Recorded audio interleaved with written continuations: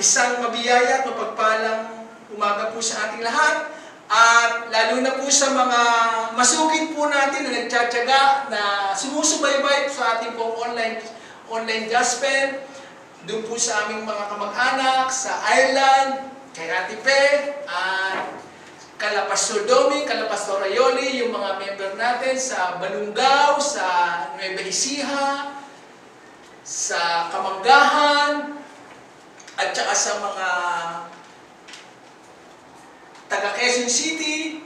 Maraming salamat. At kung kayo po ay first time na nakapakinig, naka-tune in dito sa gawain po namin, welcome po kayo. At kung gusto niyo po mag-comment, mag-subscribe, okay, welcome po kayo. We are one in a family. At ngayon po nawa ay magbigay ng kalakasan, ng direksyon sa ating buhay, yung gawain po natin dahil kailangan ang mensahe palagi ay laging relevant, nagbibigay ng kalakasan, ng direksyon para tayo ay makapag-move forward. Okay? Amateurs takes offense. Professionals take notes. Ang mga amateur daw, di ba sa mga atleta, sa mga amateur baguhan, ang mga amateurs ay madali silang magtampo, madali silang ma-open, pero ang mga professional, they take notes. Kaya I encourage ko po na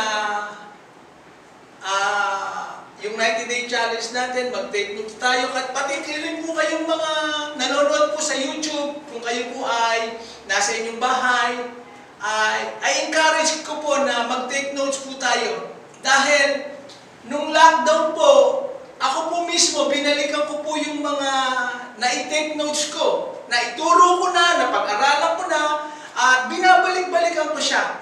At minsan, hindi naman natin kailangan pa ng mga revelation from God kung ano lang yung nasa sa atin na nire-remind tayo ng Panginoon. Kaya I encourage everyone na take notes. Okay? Kaya malalaman natin kung sino yung amateur at saka yung mga professionals. Okay? Ito po yung pamagat ng pag-aaralan natin, wisdom to create righteous wealth. During lockdown, at sa panahon po natin ngayon, ang dami ko pong natutunan. At sa nagpapanood natin sa TV, ang mga kababayan natin talaga ay nakakaawa na yung naglalakad ng malayo para talagang kumita ng pera, maghanap buhay. Kailangan natin ng pagbabago. At inaalaw ng Panginoon ang mga bagay na ito para tayo lumago. Ang mga immature, nare-reveal sila sa panahon ng krisis. Ang mga immature, kung paano sila magre-response during crisis. At saka yung mga matured na sa Panginoon, how they respond sa crisis. At the greatest result of crisis is to change. Ang pinakadakilang resulta dapat ng mga crisis na ito ay magbago tayo. At yun ang pinaka-great desire ng Panginoon para tayo ay magbago, to change, and to grow during crisis. Dahil lahat ng men and women of God in the Bible ay kaya sila na-discover, kaya sila na-promote, kaya sila nabigyan ng mataas na katungkulan ng Panginoon at tinawag sila dahil sa pag-response nila sa crisis. At tayo po, kailangan natin ng wisdom to create righteous wealth. Okay. May mga cycle po kasi yan, yung paikot-ikot, paulit-ulit, na kailangan natin ma-break at kinakailangan magkaroon muna tayo ng pangunawa. Katulad ng bayang pinili ng Panginoon yung Israelita, Unang-una po muna, sila ay tinawag ng Panginoon to serve the Lord. Naglilingkod sila. Inilabas sila ng Panginoon mula Egypt para paglingkuran siya, sambahin siya. Kaya lang, ang nagiging resulta nito, along the way, ay bumabagsak sila sa kasalanan, sa immorality at saka sa idolatry. At kapag nangyari po yun, dahil sa kanilang pagtalikod sa Diyos at pagsamba sa mga Diyos-Diyosan at kung ano-ano bang mga kasalanan nila, ang mga Israelita ay nagiging alipin uli o hindi sila makapagtagumpay sa mga kalaban nila. Nai-enslave sila. Kaya, natatalo sila. And then, iiyak sila sa Panginoon. Tatawag sila sa Panginoon. Halimbawa, yung mga Israelita doon sa panahon ni Pharaoh, for 430 years, they crying out to God. At dahil doon, tumugon ang Diyos ng leader. Okay, sa panahon po yan, sa Old Testament, paulit-ulit po yan. Nag-raise ang Panginoon ng leader, si Moises, para ilabas sila sa Egypt, si Joshua, si Gideon, si King Jehoshaphat, si Joseph, si Abraham. Nagre-raise ang Panginoon ng mga leader kasi gusto ng Panginoon mangyari at maganap ang kanyang tunay na layunin. At kapag nakapag-raise up na ng Panginoon ng leader, nadideliver sila, lumalaya sila, nagtatagumpay sila. And then, dahil doon, naglilingkod na naman sila sa Panginoon. Kaso, bumabalik nga po yung ganong cycle na paikot-ikot. Babagsak na naman sila sa kasalanan, the idolatry, maalipin na naman sila, tatawag na naman sila sa Panginoon, magre-raise up na naman ng Panginoon ang leader, madideliver na naman sila, paikot-ikot yan at paulit-ulit. Kung mababasa po natin sa Lumang Tipan. Kaya sa panahon na naman po natin, ang Diyos ay nagsusupply, nagpo-provide siya ng mga pangangailangan natin. And then we consume. Ginagamit natin. Tapos, nagkukulang. Nagkukulang. And then we fear. Natatakot tayo. Yan yung ihip ng hangin na kinakalaban natin. Yung takot. Kaya kinukumpronta yan sa bawat pinagagawa ng Panginoon sa atin, kailangan natin kumprontahin yung ating takot. At yan po yung paulit-ulit na cycle ng kahirapan, ng kakulangan. Okay? At kailangan matuto po tayo diyan na mapaghandaan natin yung mas matindi pang darating na kung ano mang virus yan o salot o trahedya o kung ano man yan, kailangan ang church ay prepared. Ano mang lockdown yan na kahit ilang taon ang dumating na lockdown, ilang buwan, hindi tayo takot. Okay? Kaya sabi ko nga tayo, inihanda tayo ng Panginoon kahit lockdown. We never lack, we still have the supply. At ang laking favor sa Panginoon dahil tuloy ang negosyo namin. Yung mga iba, lahat halos sarado kasi ang binibenta natin ay necessities, bigas at saka gas. At naranasan ko po yun talagang during lockdown, ang liwag ng kalsada. Nagdi-deliver ako ng gas. Okay? Kaya, napakahalaga po yan yung ma-break natin ang cycle na yan. Dahil kapag hindi po natin natutunan yan, hindi tayo nakalis dyan, paikot-ikot yan, paulit-ulit, hanggang sa maipasa natin sa susunod na henerasyon at ilang saling lahi. Kaya, dyan tayo dapat kumuha ng karunungan. Dahil kapag ang isang tao nakaranas ng krisis, ng lockdown, ng kakulangan, at hindi siya nagbago, nakakalungkot po yan. Okay, ito naman po yung cycles of prosperity. Ito yung desire, layunin ng Panginoon sa ating buhay.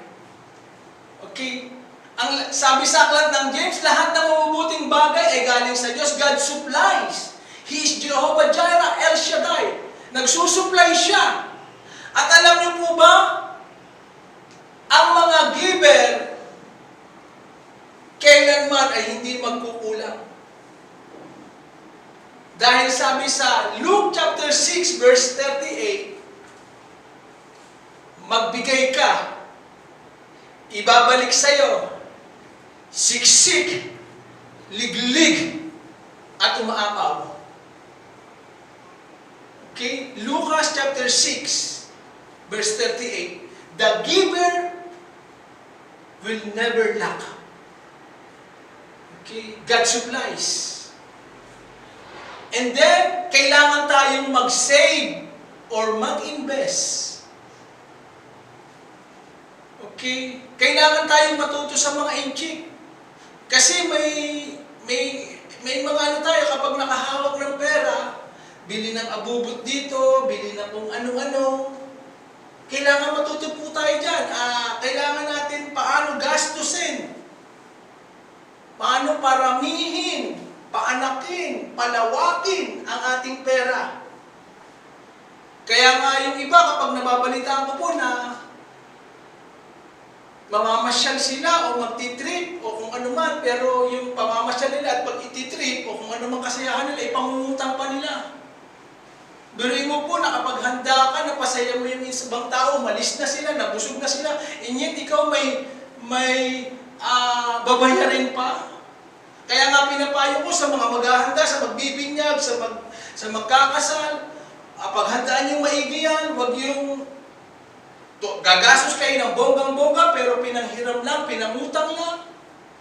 Nabusog nyo na sila lahat, umalis na sila, ikaw may alalahanin pang babayaran. Kaya yan po yung isang wisdom na kailangan nating matutunan. Kailangan tayo nagtatabi, nag-i-invest, and then we are secure. Dahil tayo ay may naitabi, napaghandaan natin, dumating man ang lockdown, kahit 1 taon, 2 taon, 3 taon, we are secure.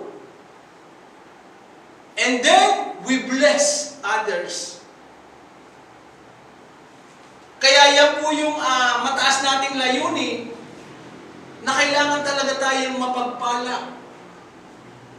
Ang church, kailangan tayo mga anak ng Panginoon, we must desire, kailangan talaga tayo ay yumaman. So we can bless others. Kaya nga yung church natin talagang nung dumating yung magla-lockdown pa lang, nagdesisyon na ako, o sige saan, yung matatanggap ko muna ngayon, ano muna natin, i-bless natin. Tapos, wala na yung church natin, meron pa ba, pigain na natin. Walang-wala na ba, o sige, utangin ko yung susunod yung sweldo dyan, kung ano may bigay sa akin, we have to bless. Ngayon, paano tayo magbe-bless? Kung tayo mismo kulang. Kaya nga, dito po, ang dami pong nabuksan.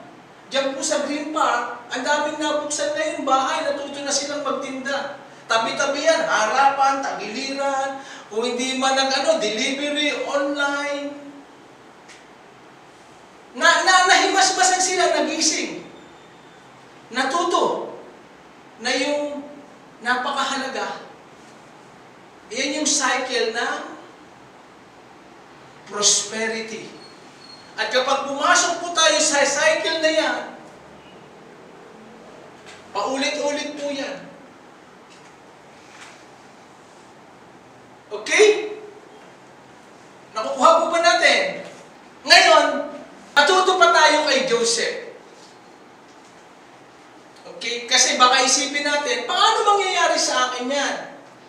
Kaya kinuha ko po, pinag-aralan ko ang magandang halimbawa kay Joseph.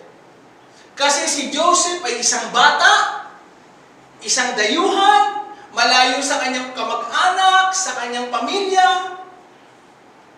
Siya ay alipin, ang dalan lang niya ay saplot niya sa katawan, wala siyang giganong pera. Nung nakuha siya ng Amalesit at binenta siya ng kanyang mga kapatid, nung nakuha siya ni Putipar, ang dala-dala niya lang ay saplot niya at yung presence ng Panginoon sa buhay niya. Alam natin ang istorya, si Joseph ay nakulong ng walang kasalanan. At dumating na yung panahon ng season ni Joseph. Okay, kaya may mga season yan eh. Okay, may season yan. Si Joseph may 4 na season na naranasan. Okay, kung wala po yan dyan sa note ninyo, i-take down nyo po. Number 1 season ni Joseph, the season of dreaming. Okay, idagdag nyo po yan. The 4 seasons in life of Joseph. Number 1, the season of dream. Nung si Joseph ay nag-dream, he dreamed big. Nangarap siya ng napakalaki. At yun ang nag-i-inspire sa kanya na magpatuloy in spite ng hardship, ng kahirapan, lahat na nangyari sa kanya. Ikalawa, the season of hardship. Ang naging response ni Joseph nung panahon ng hardship, kasi katulong nga siya sa bahay ni Mr. Potiphar. Hindi naman siya nag-apply ng trabaho doon, hindi naman niya ginusto yun. Pero ang naging reaction niya, imbis na mapuno siya ng bitterness, ng sama ng loob sa kanyang mga kapatid, sa kanyang sa Diyos, sisihin niya, ang response niya, nagtiwala siya sa Diyos. Number 3, the season of hell break loose. Ibig sabihin talagang malaimpyernong buhay ni Joseph. Dahil nung siya ay naakusahan ni Mrs. Potiphar na wala siyang kasalanan, nakulong siya. Yun ang pinakamatinding naranasan ni Joseph, yung nakulong siya nang wala siyang kasalanan. Ano ang naging response ni Joseph? He served others. Okay, tapatan niyo po yan. Yung sinasabi ko, yung number 1, the season of dream, he dreams big. The season of hardship, he trusts God. The season of hell break loose, he served others. Pang-4 na season ni Joseph, the season of destiny, he became a blessing to his family and others. The season of destiny, he became a blessing to others. Kaya, may mga season yan sa buhay natin. Na kung ano mang nasa season tayo, kailangan maging faithful po tayo doon. At ako po'y nakaka-relate dyan dahil 7 taong ako nasa wilderness, 7 taong nagpapastor, walang sapat na income para masupply o ano yung pangangailangan ko. Yun yung season. Nung kami ay nasa Pangasinan, the season of hardship. At nung naipas ako yung season of hardship, na yung kahit walang-wala, naglalakad kami para pumunta sa gawain ng Panginoon. Nung pumunta kami rito sa Cavite, ito na yung season na binago ng Panginoon sa aming buhay. Okay, kaya maaring tayo ay nasa season pa lang to dream big. Kasi dahil sa lockdown na ito, sa pandemya ito, sa crisis na ito, napakadaling mamatay ang ating pangarap. Kalimutan, ibaon sa libingan ng ating mga pangarap. Lalo na ngayon, lahat ng naririnig natin ay positive. Ang nire-report, napapanood, nababalitaan. Dito lang po tayo sa church at saka sa online gospel, makakapakinig ng mga motivational message and direction. Kaya kailangan po maging excited po tayo sa salita ng Panginoon, sa gawain ng Panginoon, para mabago yung ating season. Dahil kapag hindi nababago yung ating season, papasok tayo doon sa cycle na paikot-ikot, paulit-ulit. Hindi siya mababasag, hindi siya malalagot. Kaya dapat sa bawat yugto ng season natin, ganun tayo mag-response. Si Joseph kahit nahihirapan, nagtiwala sa Diyos. Nung siya ay nasa kulungan, patuloy siyang naglingkod. Kaya nakita ng warden, prinomote siya. Ini-interpret niya yung mga dreams ng mga kasama niya doon. Okay? Kaya si Joseph ay naging blessing. Now, nung season na ni Joseph na mag-rule and reign, bumukas ang pintuan sa kanya. Na naginip si Pharaoh. Nag-download ang Diyos ng isang dream kay Pharaoh na hindi niya maipaliwanag. Walang salamangkero, magician, o kung ano man na makapag-interpret ng napanaginipan niya. tanging si Joseph lang. Si Joseph walang koneksyon, walang abogado, walang kakilala. Pero nung season niya na ilalabas niya na sa Diyos mula sa prison to palace, nagbukas ang Panginoon. Kaya nga walang makakapigil sa ating destiny o kung ano man, kung hindi tayong sarili lang natin. Paano kung si Joseph nanghina na? Kung paano si Joseph kinalimutan niya na yung pangarap na ibinigay sa kanya ng Diyos? Paano si Joseph nag-quit na siya? Kung tinamad na siyang maglingkod? Kung hindi na siya nagtiwala sa Diyos, kung puro reklamo na lang siya? Kung sa bawat season na binibigay sa kanya ng Panginoon, hindi siya nakapasa? Kaya nga sa panahon pong ito, hindi po kailangan tayo manlamig. Hindi dapat tayo manghina. Hindi tayo dapat manglupaypay. Dapat talaga tayo natuto. Kung ang pagsamba natin noon ay nakaganyan lang ang kamay, dapat ngayon mas mataas, mas may palahaw, mas may intensity. Kung yung dati marami tayong oras na sinasayang, dapat ngayon mas productive, mas nagpaplano tayo. Mas tayo nagseset ng goal. Hindi tayo nabubuhay ng katulad ng iba. Kasi yung iba hindi natuto. At hindi pa rin natututo. Bumabalik sa old normal. At kapag nakaranas po tayo ng new normal at bumalik tayo sa old normal, sa harapan ng Diyos, abnormal po ang dating niya. Okay? Now, si Joseph, tinawag ngayon ng Paraon. Kasi sabi ng isang na-interpret niya, sabi niya, nung ako po'y nasa kulungan, meron pong isang binatilyo roon na naipaliwanag yung aking panaginip. Pinatawag siya ng hari. Di sinabi na ni Joseph, ni Paraon, yun ang panaginipan niya. Eto na po yung istorya na yun. Sabi ni Joseph, then Joseph to Pharaoh said to Pharaoh, the dreams of Pharaoh are one and the same. God has revealed to Pharaoh what he is about to do. Nireveal ng Panginoon kay Joseph yung kahulugan ng panaginip. Then Joseph said to Pharaoh, the dreams of Pharaoh are the same. The 7 good cows are 7 years, and the 7 good heads of grain are 7 years, is one and the same dream. The 7 lean ugly cows that came up afterward are 7 years, and so are 7 worthless heads of grain, scourged by the east wind. There are 7 years of famine. It is just as I said to Pharaoh, God has shown Pharaoh what he is about to do. 7 years of great abundance are coming throughout the land of Egypt, but 7 years of famine will be followed. Then all the abundance in Egypt will be forgotten, and the famine will ravage. Then all the abundance in Egypt will be forgotten, and the famine will be ravage the land. Genesis 41:30.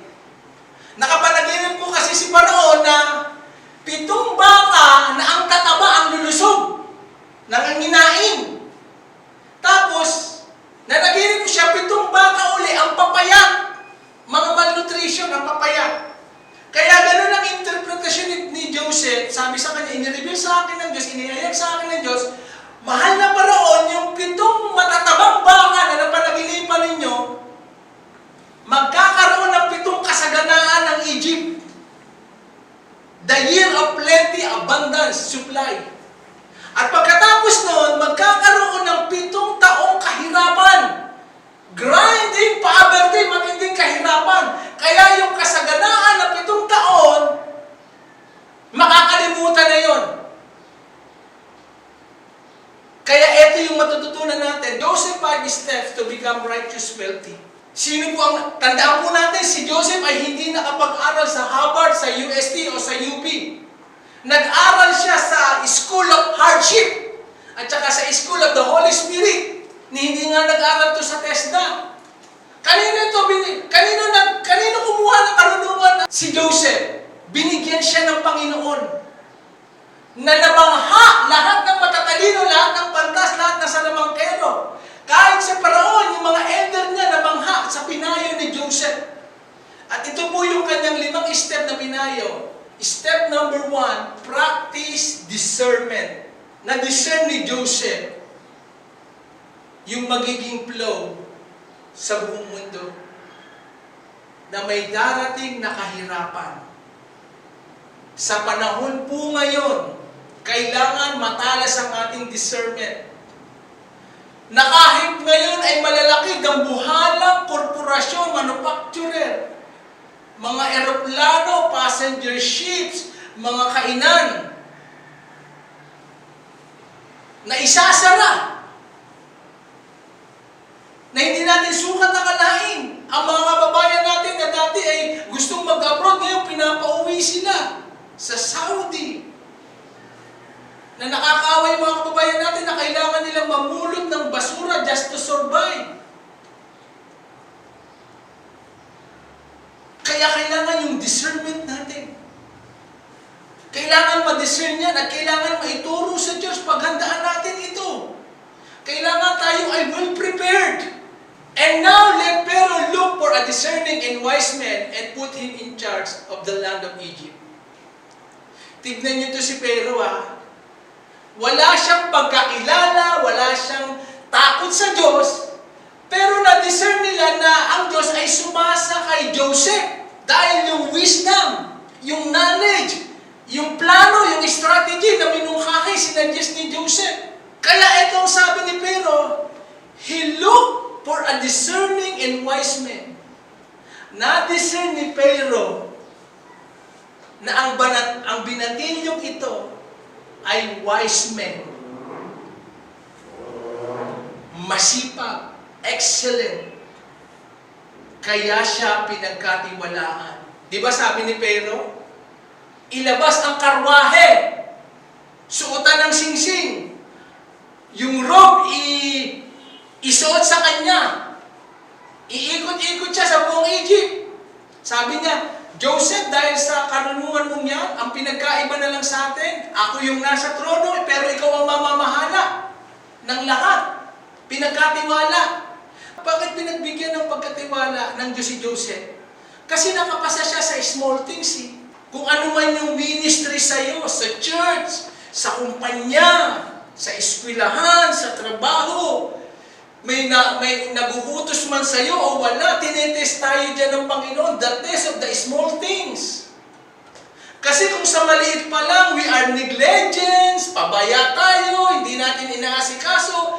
Kung sa maliit pa lang, hindi tayo mapagkatiwalaan ng Diyos, ng nakakataas sa atin. Paano tayo pagkakatiwalaan sa mas malaki, mas malawak? Kaya doon maraming hindi nakakapasa doon sa test of the small things. They are negligent. May nakakakita dyan. At hanggang hindi tayo nakakapasa doon, nagsimula kami nila sa isang gutay-gutay na bahay sa church. Puro damo ang paligid. Pero nandoon yung kagalakan namin, nagdadamo sa church. Sabi ko nun hindi tayo dito, training ground lang natin ito. Humahayo kami ni Pastor Doming, yung pilapil maliit-palit yung lalakaran. Sabi ko kay Pastor Doming, training ground lang natin ito, Pastor Doming. Mayroon pang mas magandang darating sa buhay natin. Gumagawa kami ng kesame, nasa church, talagang tumutulo, talagang ang init. Ini-encourage ko sila, training ground lang natin ito. Kaya ipasa po natin. Kaya nga sabi ko sa mga anak ko, nag-online gospel kami, anak, ikamada mo na yung natin. Maging matapat po tayo sa paglilingkod. Pati ito, i-improve po natin yan. Sabi ko nga sa kanila, bumili kayo ng spotlight. Mas maliwanag kasi nandiyan na talaga ang ngayon, kailangan natin ma-master yung ganyan sa internet. Marami nga nag-view sa akin, miyembro sa Malaysia, hindi naman ako maintindihan kasi Tagalog. Andiyan na talaga ang takbo ngayon. Kaya kung ano man yung ministry, pinagkatiwala sa atin sa church, sa trabaho man yan, maging matapat po tayo. Nung panahon nga ng lockdown, buong Golden, kami nag-supply ng mantika. Nagkakakulangan ng bote dahil sarado mga junk shop. Bahay-bahay, namili ako ng bote ng plastic. Tapos nililinisan pa. Kinakamada yan, binibilid sa araw, tinataka lahat. Kaya kung masipag tayo nun, dapat mas nagpapakasipag ngayon. Kailangan ma-discern natin, papaano kung may dumating na naman na mas matindi? Hindi lang 1 buwan na lockdown o 3 buwan lockdown. Si Pero na-discern niya, pinagkatiwalaan siya. Okay? Kaya sa maliit na negosyong pinagkakatiwala sa atin ng Panginoon, pagyamanin natin. Step number 2, set aside 20% for savings. Laging nagtatabi. Laging nag-iipon. Si Warren Buffett, bata pa lang, alam niya na yan. Kaya nag-i-invest siya, tapos bumibili ng mga lupa sa stock market. Kailangan matuto tayo sa mga taong nakagawa na noon. Kaya kailangan yung pagmamanage ng pera. Hindi yung kapag nakaharap ng pera, ang nasa isip kung paano gumastos. Kami ngayon hanggang sila, yung cellphone niyan hindi nagpapalit. Yung cellphone ko luma, walang relo. Dumating ang maraming pagkakataon. Sabi ko, nagbabayad pa tayo sa utang. Wala munang masaya naman tayo magpapamilya, wala muna yung mga pasyal o kung ano mang gala dyan. Makahinga-hinga muna tayo makabayad ng utang. Bago natin gagawin yan. Kaya dapat tayong matuto kahit ang mga bata ngayon, dapat turuan na silang magtipid, mag-save. 20%. Yan ang strategy ni Joseph. Ito sa payo niya, sabi niya, let Pharaoh appoints commissioner over the land to take a fifth of the harvest of Egypt during 7 years of abundance. Yung fifth of the harvest, ang ibig sabihin niya, yung 20%. Nung panahon ng kasaganaan, ang sabi, kasi ang paghahandaan ni Joseph, yung 7 taon na kahirapan Yung grinding poverty, kaya ang sabi niya kay Pharaoh, pumili kayo ng mga commissioner sa buong lupain.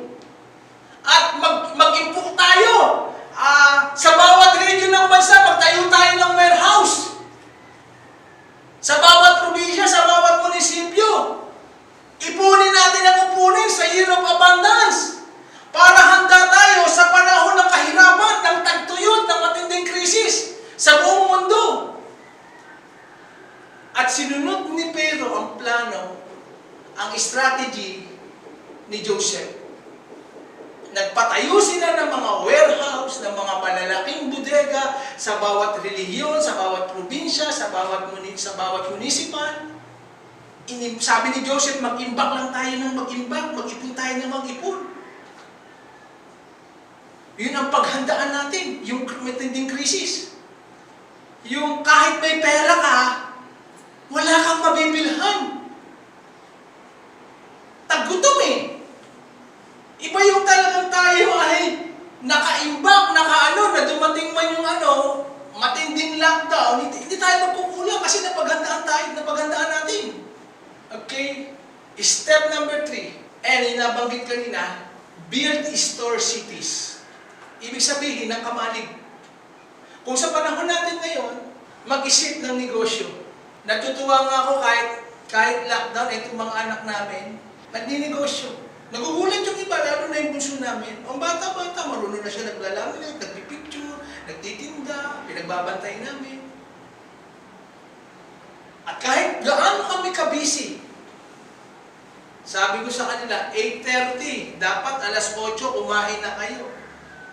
8:30, family altar na natin.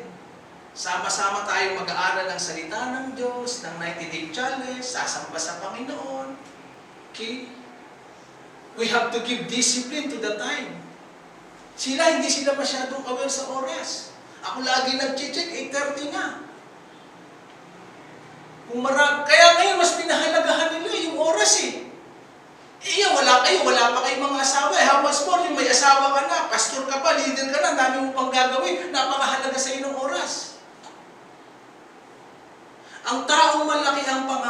hindi nag-aaksaya ng oras.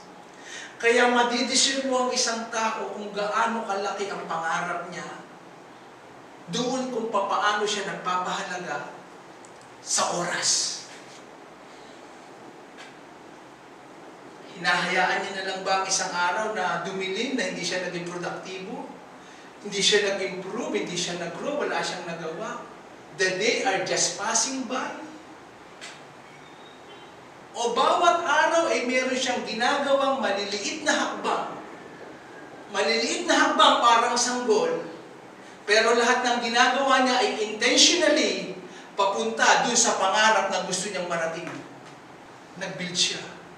Okay? Genesis 41 verse 35, they should collect all the food of these good years that are coming up and store up the grain under the authority of Pharaoh to be kept in the cities for food. Mga grain, hindi ito yung mga NFA na nabubulok, talagang magagandang ani. Sabi, gandahan natin ang warehouse. Ang kamalig natin, sisiksikin natin yan. 7 taon.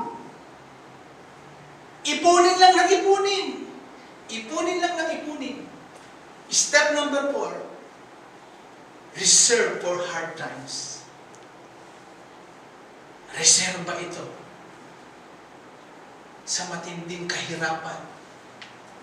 Globally, i-reserve natin ito. Kaya nakakalungkot yung iba kapag nakahawak ng pera, ubus-ubus biyaya. Tapos babalik na naman. Paano kung wala nang inaasahan? Kaya si Joseph nga ang kinuha kong halimbawa, kasi si Joseph very inspiring ang si Joseph wala na talaga lahat sa kanya. Ang meron lang, Diyos. Isa siyang alipin, walang pera sa bangko. Pero ang presence ng Panginoon nasa kanya, ang karunungan ng Diyos nasa kanya, ang Espiritu ng Diyos sumasa kanya. Pero from rag to riches. At si Joseph ay naging papapala sa kanyang pamilya at sa mga kababayan niya. Kaya yan po ang vision ng ating church. Ng church natin ay maging blessing. Na kung may darating man, may pondo po tayo para sa emergency man na makatulong. Itong flow na ito ay nakatulong lang tayo sa mga kapatiran. Sa ibang pastor, nakapagbigay po ng isang sako, ala Pastor Doming. Pero ang mas dinideserve ko pa ay makatulong tayo dun sa mga yan yung mga frontliner. May ginagawa ang church. Genesis 41:36. This food should be held in reserve for the country, to be used during 7 years of famine that will come upon Egypt, so that the country may not be ruined by famine. Buti na lang si Pharaoh nakinig. Nakinig siya sa isang bata na walang pinag-aralan, walang school na pinag-graduatean. First time niya lang nakita. Pero nakita niya ang karunungan ng Diyos ay dumadaloy kay Joseph. Nakinig siya sa advice. Kasi na-train si Joseph Una, napagkatiwalaan siya sa bahay ni Mrs. Potiphar. Tapos sa loob ng kulungan. Tapos nilevel up siya ng Panginoon. Kaya ganun mag-promote ang Panginoon. Level by level. Dito, pinopromote ka muna ng Panginoon. Sa area na yan, sa season na yan. Tapos yung season na to. Kaya nga sabi ko nga sa kanila sa online class, sabi ko, during crisis, give your best. The battle must be won, but the test must be passed. Paano tayo nag-response during lockdown, ngayong crisis? Naging maluwag na ba tayo? Nag-relax na? Kasi unti-unti nang bumabalik uli sa dati. Pero si Joseph, sabi niya, hindi, paghandaan pa natin, mag-ipon pa ng mag-ipon, 7 taon. Imbak lang tayo ng imbak, ipon tayo ng ipon. Punuin ang kamalig. And then, handa tayo sa tagutom, yung ating bansa. Now, balansehin po natin, hindi po yung tayo ay nag-iipon ng iipon kasi greedy tayo. Maramot, makasarili. Nag-iipon ka para kapag nakaipon ka, you can bless. Hindi ka nag-hoard, nagtatago. Kasi pangit ding attitude yun, na ang dami mong ang naipon, ang dami mong naimbak, and yet hindi ka makapag-bless, hindi ka makatulong. The very purpose kung bakit tayo binigyan ng Diyos ng panaginip, ng dreams, is to bless others. Ano man pong pangarap, goal, negosyo, na ang layunin ay para sa sarili lang at hindi para to bless others, ay hindi po galing sa Diyos yan. Isang authentic, isang patotoo na ang panaginip mo ay galing sa Diyos, proven, is to bless others.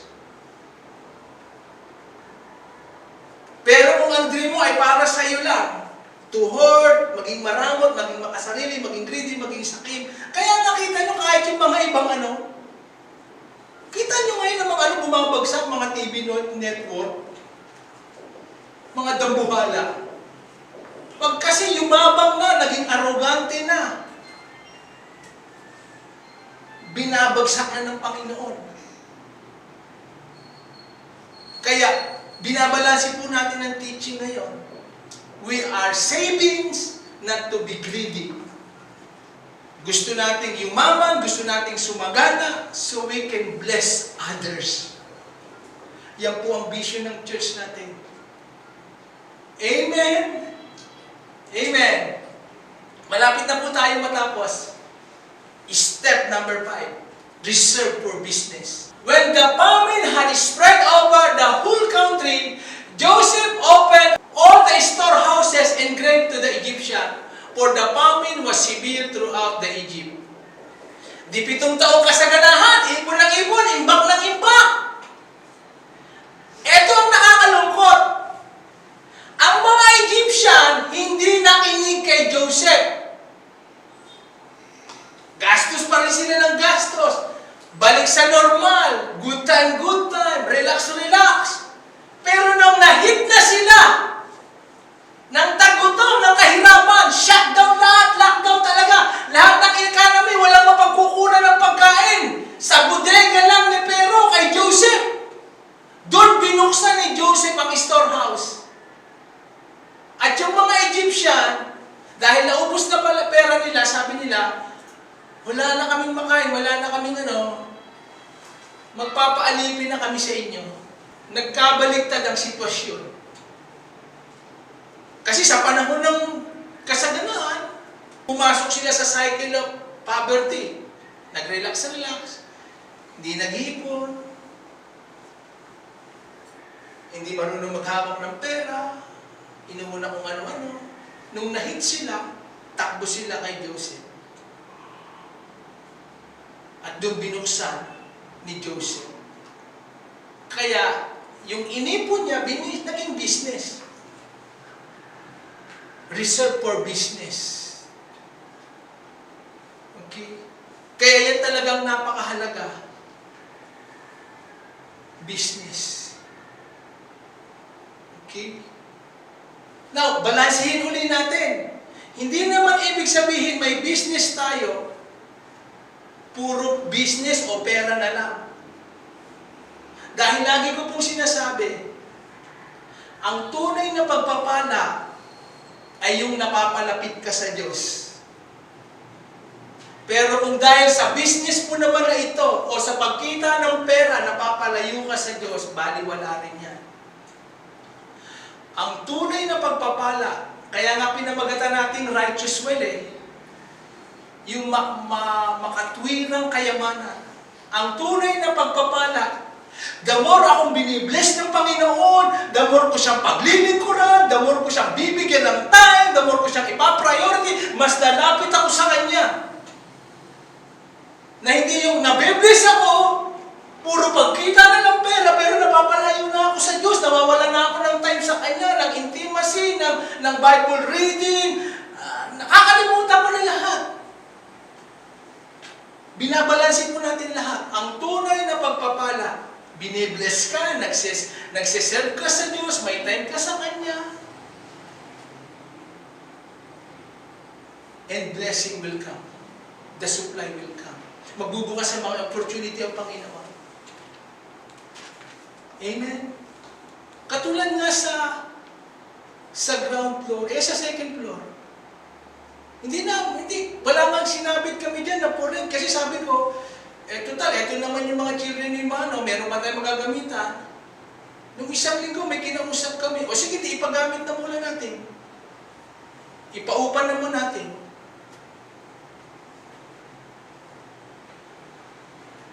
Amen?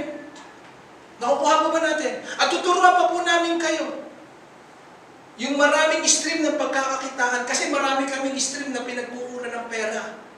Parang maliliit na kanalya, pero yung maliliit na kanal na tubig, nagiging lawayan. Maraming flow na pinagkakakitaan kami ng pera.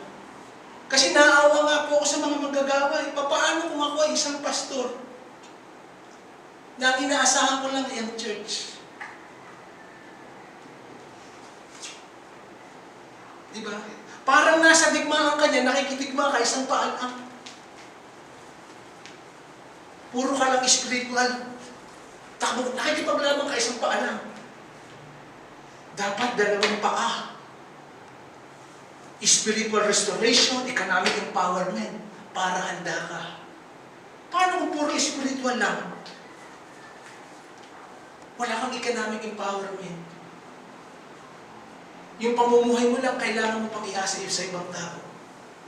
Kaya nga ako, maraming namamanga, hindi mo kinakaya, ako ay nagdi-deliver. Nagtatakal ng uling, bumibili ng bote. Diyan naman ang galing.